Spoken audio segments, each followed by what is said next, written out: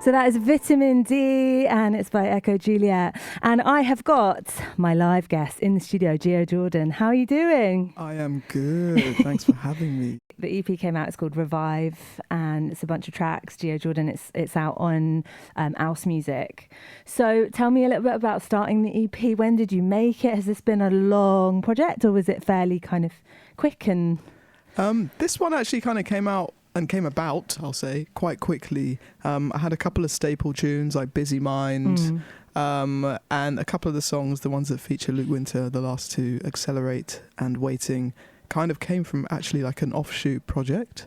So Luke and I went to university together. We've known each other for a long time. He plays with the amazing band Nubian Twist and has been part of a load of other projects. And yeah, I just called him one day and was like, yeah, should we make a little D&B project just for fun? We were listening to like loads of like Ridge Racer, kind of like Wipeout, PS1 game D&B and stuff. And we were like, maybe we should just do a little project. So those two songs kind of came out of that. And then a couple of the more sort of dance orientated stuff, the housey stuff, was just stuff that I was just really feeling in the moment. But Busy Mind, I definitely would say, was like the anchor and the start of that kind of like futurist sound for that project.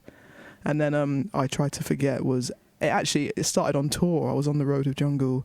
I had my little like laptop rig with me, and I had just got a new plugin, and I decided to put one of my songs into it and just kind of extract the files and like remix it, and then that edit came out of that as well. So it kind of all kind of came together kind of from Busy Mind onwards. It's kind of been the last sort of year of music for me. Yeah, it's cool. And obviously, I mean, we're going to talk more about the EP, but your credits at this point are pretty epic. I mean, you've worked with Doja Cat on her Grammy-nominated Planet Her album, Ego Ellen May. You've been musical director for Jack Garrett, playing with Jungle, as you mentioned. So can you tell us a little bit about your journey into music and producing? And it started when I was super young. I learned classical music from about 4 years old till 18 on various instruments, guitar, piano and stuff like that. And I came from quite a musical family. My cousins were doing music, and my mum and dad were also both in music for a while. And yeah, it was just kind of always encouraged. And I lived in like North and Northeast London. That's where I grew up. But then I went to a school called Pimlico in South London at the time, which was like this kind of crazy brutalist building, but they offered quite a liberal and very arts focused education program for music specifically. So if you played an instrument, you could kind of go there and study and continue like one-to-one lessons, ensembles and stuff. So that was kind of like an incubator for a lot of my foundations of music. Bunch of artists came out of there, like Nilofer Yanya. The Hicks is the band I used to be in as well. We all started there. Yeah. Casimo, and like a bunch of people went there. So yeah, that was kind of like the foundation. And then from there I went to university and studied jazz.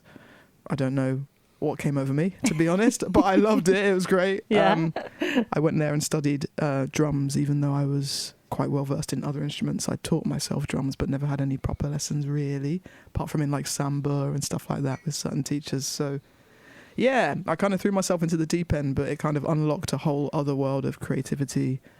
And then production-wise, I was kind of like messing around on my dad's computers or computers at school, or my mum's old Dell computer where my stepdad would be playing Civilization at night, and then I'd just like sneak downstairs and upload Cubase onto like Windows XP and just try and make like remixes and beats. Yeah. And I've always been quite nerdy, so the curiosity kind of grew with all of that stuff, and I could also play, so it's fairly easy to facilitate my ideas from quite young. And then how did you sort of get your start producing? Because obviously, like, you know, that's like it's all part of the same world, but it's also, there's like other skills, isn't there? You know, when you're producing someone and bringing out the best of someone else's music. No, totally. So yeah, how did you get your start? And like, was it just a snowball effect? I think I kind of fell into producing for others, I think after I left the Hicks. Because I kind of had this skill set to produce, and obviously we were groups who were kind of all sharing the load at that time.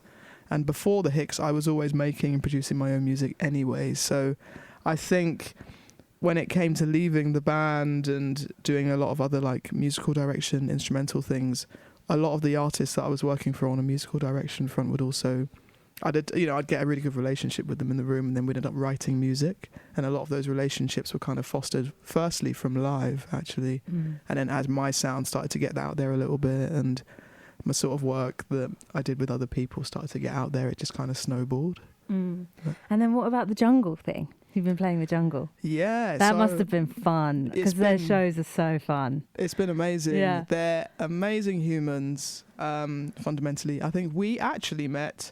I used to play drums for Ray Morris years ago. I remember Ray Morris, yeah. We did a tour supporting Jungle. I think it was just UK, if I recall. And we ended up meeting on that tour, obviously, with the OG band. And yeah, we just kind of stayed in touch since then, and we're kind of on each other's radars since meeting in person. At the time, my partner was also an artist. She was on a call with a couple of other artists. I think it was Lydia, Sophie Faith, on some sort of I think it's like an interview or some sort of thing, and we were living together, and I actually crawled into the bedroom to grab something, but I tried to be off camera, so I crawled on the floor while she was on FaceTime or whatever. And then Lydia was on the call and was like, "Who's that in the background?" Then I just popped up and just waved. And then I think whenever I chat to her about this stuff, she's like, "Yeah, that was kind of the moment where I remembered. Oh yeah, yes, Geo. Yeah, you should. We're looking for people to join." And my name kind of came up in conversation. She was reminded of it from that moment, which is quite funny and random. It's do you remember in the pandemic when there was the politician? It was like a contributor on the news, and then his wife and his kids came bounding in. It's just you can just imagine the top of your head. Literally, I think do I have dreads there? I can't remember now, but yeah, just see the top of my forehead just going past. But it's funny because her and I, we'd kind of been in each other's universes for a long time as well, and she was working on Loving in Stereo with the guys at the time, so they were quite in cahoots. And yeah, it's just a mixture of happenstance and chance, and also just being on the circuit loads and people kind of getting a gist of what you do and seeing you on various shows.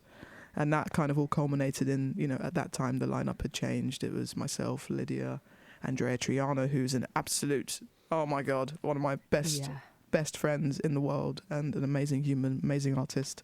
We all joined at the same time. So yeah, it kind of all conspired correctly, and I'm still with those guys now. And then how has it been, obviously, when you're collaborating with other artists but then making your own EP as Geo Jordan? What was what was kind of your vision with it, or your aim with your own body of work? I think it's very easy to work for others on a production side, because you kind of compartmentalize it into a bit of your brain where it's I'm going to work, I'm going to do this for this person, and it is amazing, and it's a very joyous experience if you're working with people that you really click with as well. But yeah, when it comes to my own process, I'm kind of having to dig from a very different place, the self-motivation, and I don't know, I kind of have always generally worked alone on everything, but with this project I really wanted to branch out a little bit more. And a lot of last year I was off the road, and I kind of tried to take that time to hone my relationships in the studio for my own project with people that I love. So I was calling everybody I could. I held a little writing camp in the summer and got a bunch of artists across the board, some well-known, some not. And it just really reinvigorated my, love for making music and opening my own world up to collaboration. So yeah, it's been interesting. The worlds have kind of merged a bit more now with that kind of mindset, but before it was quite separate, and I had to be quite rigid and compartmentalized, I think. But I've eased since then. I've softened. So, have you got a favourite track on the EP? Ooh, it's like picking children. I know. It really is. I'm gonna say, Waiting on an emotional side for me is the one that I spent a lot of time crying to be honest, when I kind of produced it up with Luke, and then I just kind of took some time to write. I always write lyrics and vocals alone generally, because I feel it's just my sacred space in a way. But yeah, that one for me hits a very specific nerve. And then Accelerate I just love the Accelerate. It just feels like fun and openness and vibrancy, and I love the little D&B, liquid D&B textures in it. Yeah, and that's like a real nod to like my love for Goldie and stuff like that when I was growing up, like discovering, you know, tunes like Sea of Tears and things like that. I loved that sound, so it's kind of nice to incorporate some of that early inspiration into the record. Yeah, and then you spoke about Luke Winter, obviously an old-time friend and collaborator. And when you were thinking of doing this, why did it have to be him to do? Because he's the one on two of the tracks on the EP. I think, because we've already got such an amazing friendship, I want to be in the studio with people that make my nervous system feel at ease. It was kind of the same when it came to working with Jack VC Pines as well. Because, you know, that tune we also wrote just in my front room. Well, actually, the initial sample, I'll say, to clear that up, was written in my front room. And it was a song that was never released, and I ended up sampling it. And the original song also featured Lydia playing flute and BVs. But, like, these are all people that just make me feel like I can express myself fully and openly without, you know, sometimes you go into sessions and you're not really sure of the vibe and you get a bit nervous, and it, you know, I think as you get older, that kind of gets worse, to be honest. You're like, oh, what if I like mess this up, or like I'm not good enough? It's, you know, I think everybody kind of suffers with that imposter syndrome. So I think when it comes to honing that energy in correctly and feeling most at ease, you want to be in the room with people that make you feel that. And he is certainly one of those people where you're just throwing paint the entire time, and it's just so fun. Yeah. So are you working on a kind of debut album? Is that in the next distant future? Well, wouldn't you like to know? I have, so the last year and a half I spent trying to make as much as I could and experiment as much as I could. I've released a lot of EPs. I've had quite a long career now, I guess, of 10 years of releasing nearly. So yeah, I would I say I would love to make an album, like I haven't, but I have. Great. It will be coming. I don't know how or when, but I think the trajectory towards that is going to be slow and steady, but also filled with lots of interesting projects in between. I'm already getting some stuff together for something else. There's talk of also releasing a cheeky little beat tape that I actually was going to put out under a different alias. So yeah, I'm going to see how that feels. And it's kind of a little bit more psychedelic leaning and like exotica, but meets dance and disco and electronic. So yeah, I'm kind of swimming between a few different worlds right now, but I think the thing that ties it together is my production and my sound and my voice. So yeah, there is an album somewhere. If anybody wants to fund me to make it and get it out and finish it, that would be great, because it's hard out there. It is hard out there. Yeah, I'm definitely cooking. Yeah, definitely cooking. And I love the fact that, as you know, you have this production sound, you have your unique sound, but then also that you can dip into other. It doesn't have to just be one rigid. This is it. This is what I do. This is what I'm capable of. I think like that's something that used to be a bit more the case. People, you know, stay in your lane or, you know, box you in a bit. But actually, I think now in music, there's so much freedom. Would you kind of agree with that? Like, definitely agree. I think it's just the case of the internet influencing not only culture, but music and all of the offshoots of culture as well. Like, generally, everybody's Tidal or Spotify or Apple Music or whatever will be filled with everything. And I think growing up in London, in such a multicultural place, from such a, you know, essentially like black Caribbean background, but growing up in London, I was exposed to so much stuff. And then I was skateboarding, so listening to like a bunch of rock and punk, and was in a punk band when I was a teenager. And just, yeah, I think it's just, naturally, I think my music is very all-encompassing, because I love so much different music and across genres, and from studying also, you know, I'm just like a complete music nerd, really. So yeah, I'm so down for the genreless thing. I mean, my stuff is always rooted in electronic music, but I love indie, I love guitars, I love live instrumentation, I love percussion, I love screamy vocals, I love everything. So it's nice to have a project where I can really flex all of those inspirations. Yeah. Maybe not the sprawling jazz album, though. I mean, I wouldn't put it past me. You've got the skills, because you studied. I'm going to do a Flea and just make a crazy jazz album. I mean... Not no. Yeah, it's not a no. It's not a no. It's a potential offshoot in the future. But. Amazing. So Geo, you're going to do a mix, which I'm so excited about. We're going to play "Waiting" from your EP, and you can kind of get set up. But what were you thinking about when you were thinking about this mix, or are you just going to kind of do it off the fly? I can't wait to hear your selections. No, I definitely thought about this. I was like, okay, this is my first staple mix on radio.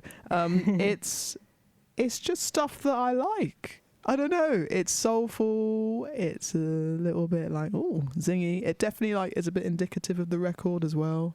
In terms of some of the influences, I think maybe drove it. So yeah, you shall see. But it's going to be tasty. Okay. So, yeah.